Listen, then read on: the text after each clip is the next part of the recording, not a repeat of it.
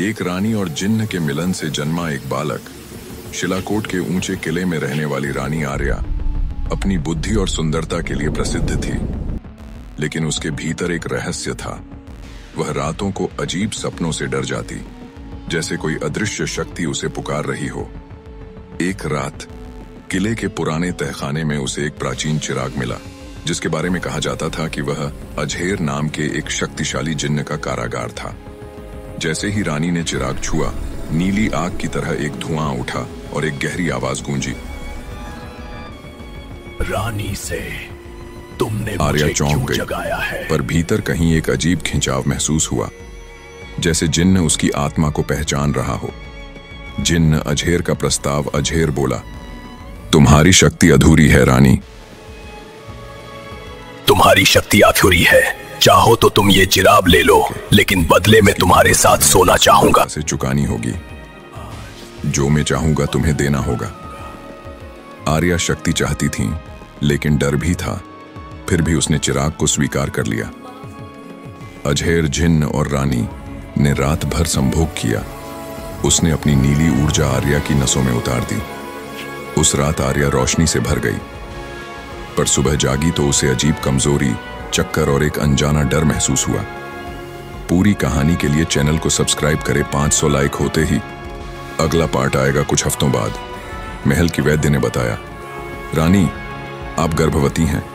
पूरा महल स्तब्ध, आर्या भी, क्योंकि उसने किसी मानव को नहीं छुआ था।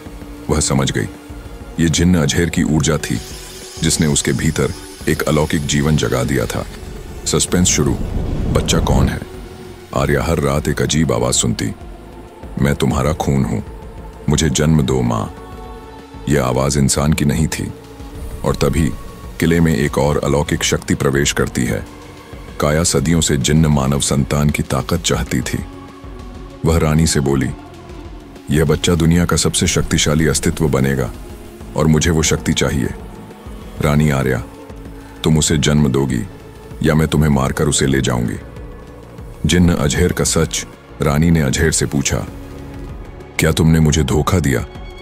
अजहेर की आवाज टूटी, नहीं रानी, वह बच्चा मेरा नहीं, वह तुम्हारी अधूरी इच्छाओं और पिशाचनी के श्राप से बना है।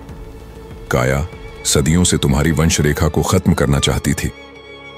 यह सुनकर आर्या का दिल टूट गया। जिस ऊर्जा को उसने शक्ति समझा, वह एक जाल निकली। जैसे जैसे प्रसव का समय नजदीक आया, पूरा किला अंधकार में डूबने लगा। काया किले में घुस चुकी थी। जिन्न अजहेर उसकी रक्षा कर रहा था। इसी संघर्ष में आर्या को एहसास हुआ, मेरे बच्चे को दुनिया में आने का हक है, चाहे वह कितना भी शक्तिशाली क्यों ना हो। बच्चे का जन्म आसमान फटने लगा, किला कांपने लगा, जादुई लपटें उठीं और आर्या ने एक बच्चे को जन्म दिया। बच्चे की आंखें नीली थीं, लेकिन पुतलियां लाल। जिन्न और पिशाचनी की शक्तियां एक साथ उसमें चमक रही थीं। काया उसे छीनने दौड़ी, पर बच्चा अचानक उठा। उसकी आंखों से नीली रोशनी निकली और पिशाचनी राख बनकर गिर गई। अजहेर बोला, रानी, यह बच्चा न तो मेरे नियंत्रण में है, न काया के। यह दुनिया का पहला रक्षित है, जो अपनी मां की भावनाओं से शक्ति लेता है। आर्या की आंखों में आंसू भर आए। वह समझ गई कि यह बच्चा उसकी कमजोरी नहीं, उसकी नई ताकत है।